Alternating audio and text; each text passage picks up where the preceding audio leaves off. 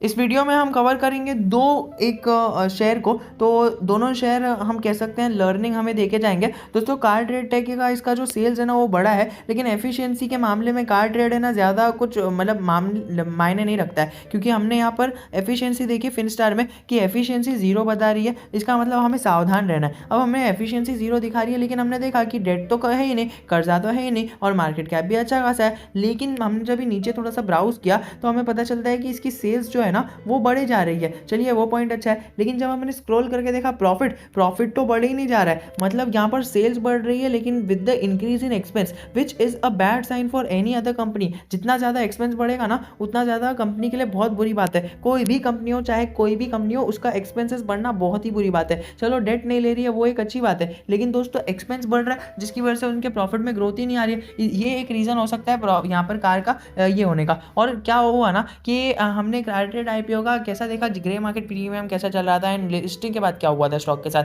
And that is why कई सारे लोग इसको सेल करके निकल गए, एंड जिसने लिस्टिंग गेज ले लिया वो तो निकल ही गया शेयर से। क्योंकि देखिए लोगों के साथ क्या हुआ ना, आपको एक मेंटालिटी बता देता हूँ। लोगों ने क्या किया, मतलब देखिए हर एक के नसीब में नहीं रहता है आईपीओ लेना, तो जिसके जिसके नसीब में था, फॉर एग्जाम्पल बिगनर्स थे उनको आईपीओ लग गया। अभी मैंने पर्सनली देखा हूँ कई सारे बिगनर्स है ना, तीन तीन आईपीओ लग गए हैं। तो वो आईपीओ लगने के बाद क्या होता है, एक आईपीओ लग गया ना तो देखिए मार्केट में पैसा बहुत है, इनफ्लो बहुत है, इसीलिए तो कंपनीज आईपीओ ला रही है ताकि उन्हें फंड आ जाए। तो फिर क्या होता है ना, इनफ्लो की वजह से ना ये हर एक आईपीओ के अंदर आपको ग्रे मार्केट प्रीमियम हाई दिखेगा, एंड आपको रिटेलर्स की भर्ती बहुत ज़्यादा दिखेगी। तो जनरली जो बिगनर्स ने पैसा डाला था उनका पैसा तो डबल हो गया। तो वो लोग ने क्या किया, वो लोग अभी आईपीओ के लिस्टिंग के अंदर चले गए। क्योंकि देखिए अभी जैसे कि कार ट्रेड में लगाया, उससे निकाल के हमारा इसके अंदर लगाया, फिर बाद में लक्ष्मी में लगाया, फिर बाद में इसके अंदर लगाया, हमारा एमी में लगाया, क्लीन साइज में लगाया, ऐसा लगाए जा रहे हैं। और अभी ये पारस आ रहा है, सब में लगा रहे हैं, क्योंकि उनको पता है कि एक बार पैसा लग गया ये एक गैम्बलिंग की तरह है। कि मतलब आप गैम्बलिंग तो नहीं कह सकते, लेकिन आप कह सकते हो कि ओके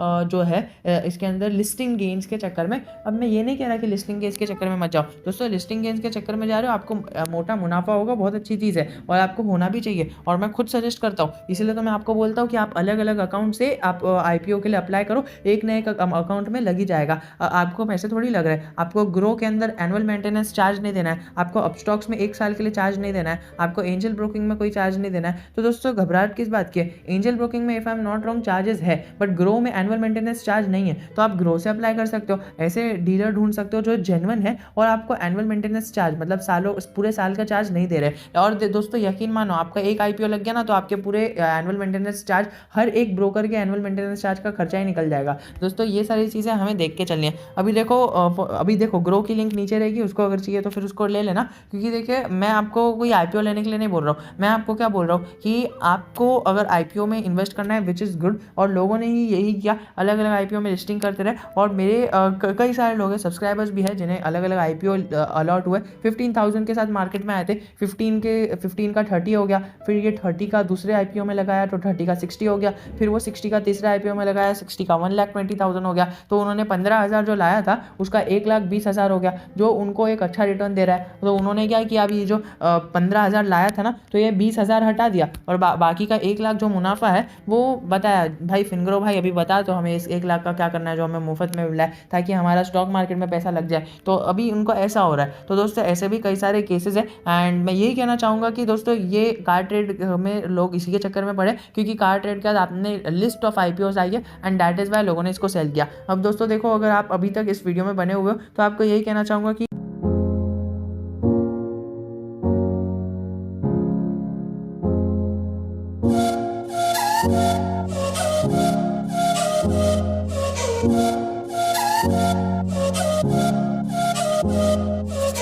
ये जो इसकी अच्छी आदतें हैं ना वो कई सारी कंपनीज के पास नहीं हो पाती है।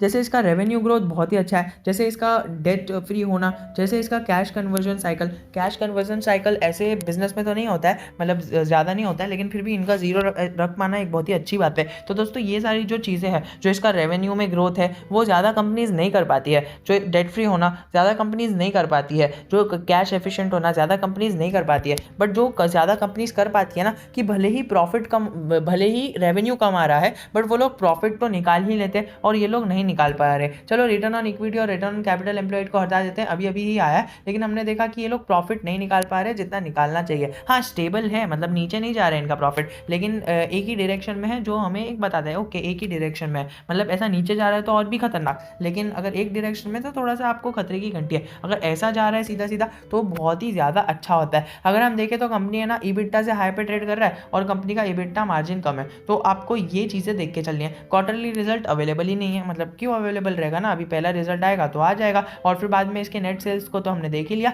नेट सेल्स किस प्रकार से हमें इंक्रीज होते हुए दिख रहे हैं, लेकिन टोटल प्रॉफिट में हमें बढ़ोतरी आते हुए नहीं दिख रही है, only because of this expenditure. अगर हम देखें तो इन्होंने सेल्स जो है यहाँ पर 90 करोड़ का किया और 102 करोड़ का 103 करोड़ का तो इन्होंने एक्सपेंस कर दिया, और वहीं पर 120 करोड़ का इन्होंने सेल किया और 123 करोड़ का इन्होंने एक्सपेंस कर दिया। और ये जो प्रॉफिट आ रहा है ना इनको, नेट प्रॉफिट, ये ना ऑपरेटिंग प्रॉफिट में से नहीं आ रहा है, ये अदर इनकम जो है ना अदर इनकम में से आ रहा है। अब other income include many other things कि इन्होंने रियल स्टेट में इन्वेस्ट किया, स्टॉक मार्केट में इन्वेस्ट किया, किधर भी इन्वेस्ट किया, तो उधर से रिटर्न आ रहा है, वो बैक इन्वेस्टमेंट आ रहा है। तो ये लोग जो मेन बिजनेस कर रहे हैं ना, वो बिजनेस में इन लोग को पैसा बर्न हो रहा है, मतलब ये लोग जितना भी प्रॉफिट कमाते हैं वो पूरा प्रॉफिट निकल जाता है किसमें, पूरे एक्सपेंस में। मतलब फॉर एग्जांपल आपने एक होलसेलर से 10 रुपए में सामान खरीदा, आप ये हो, आपने 10 रुपए में सामान खरीदा और कस्टमर को 10 रुपए में बेच दिया, तो आपका कुछ फायदा नहीं हुआ, आपका जरा भी फायदा नहीं हुआ, मतलब 10 रुपए में खरीदा और 10 रुपए में बेच दिया। हाँ समझदार अगर वो है कि 10 रुपए में खरीदा 12 में बेच दिया, 10 में खरीदा 1000 में बेच दिया, लेकिन दोस्तों नहीं, इसने 1000 में खरीदा तो 1000 में बेच दिया। बीच वाला आदमी है ना खाली ये मजदूरी कर रहा है, इधर से 1000 में लिया और इसको 1000 में बेच दिया, बीच का जो खुद का भी प्रॉफिट है वो सारी चीज़ें इसको देखती ही नहीं है और पूरे एक्सपेंसेस में यही लगा देता है। मतलब फॉर एग्जांपल अगर कार ट्रेड की बात करें, रिटेल मतलब जनरल एग्जांपल दिया था, लेकिन अगर कार ट्रेड की बात करें तो ये इधर से इसने 1000 रुपये में सामान लिया, ठीक है, और इधर इसने 2000 में बेच दिया, ठीक है। तो अभी ये जो बीच का बंदा है, फॉर एग्जांपल हम हैं, तो इन आर केस कार ट्रेड है, तो इसके पास आए मतलब 1000 में खरीदा 2000 में बेच दिया, तो इसके पास इन जनरल 1000 रुपया आ गया। अभी 1000 रुपये से क्या कर रहा है पता है क्या, ये जो बीच में ये सामान लेने के लिए इसको एक्सपेंस लगा, फिर सामान देने के लिए भेजने के लिए जो एक्सपेंस लगा, बीच में ट्रेन का खर्चा, जिसका भी खर्चा, ट्रांसपोर्टेशन का खर्चा, और फिर बाद में बीच में पैकेजिंग का खर्चा, ये सारे खर्चे मिला के इसको 1000 रुपये दे देने पड़े, तो इसके हाथ में क्या बचा, 000। तो ये हो रहा है कार ट्रेड के साथ, और ये जनरली हर एक बड़ी बड़ी कंपनीज के साथ होता है। अभी दोस्तों मैं ये नहीं कहना चाहता कि कार ट्रेड कितनी बड़ी बनेगी, बिकॉज वी डोंट नो कि आगे कार ट्रेड कितनी बड़ी बनने वाली है, लेकिन अगर आपको अगर लग रहा है कि कार ट्रेड आगे आगे जाके बढ़ने वाली है, so you can just invest in that company, but according to me मैं इस सेक्टर में इन्वेस्ट नहीं करना चाहूँगा। अगर आप देखो तो कार ट्रेड बाइक वाले और car trade exchange, Adroit auto बिज और श्रीराम ऑटो मॉल कार वाले, ये सारे लोग जो है ना, ये इसके सब्सिडरीज हैं, ब्रांड्स है। तो आपने ये सारी चीज़ें तो देख ली, लेकिन आपको देखना है, आपको खुद के एनालिसिस पे आपको जज करना है कि अगर मुझे इसके अंदर इन्वेस्ट करना है तो क्या ये आगे बढ़ेगा, और अगर बढ़ेगा तो फिर भी कितने रेट से बढ़ेगा। सो आई होप कि मैंने अपनी बातें क्लियर कर दी है। If you still have any doubt, I am always just a comment away from you.